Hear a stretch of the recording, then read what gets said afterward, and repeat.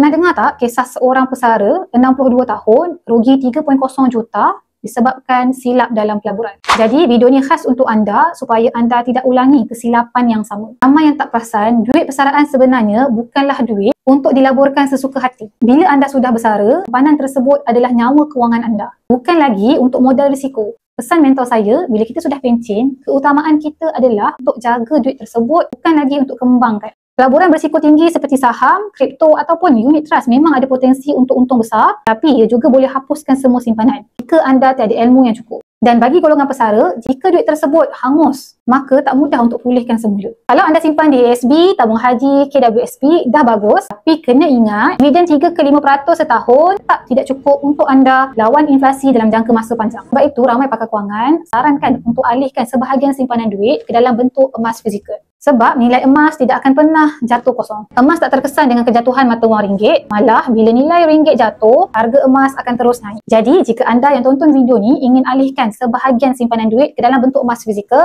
abang boleh refer pin video di profil saya, cara daftar akaun emas public gold percuma, dan saya akan guide cara dan langkah-langkah simpanan yang terbaik dengan bajet anda.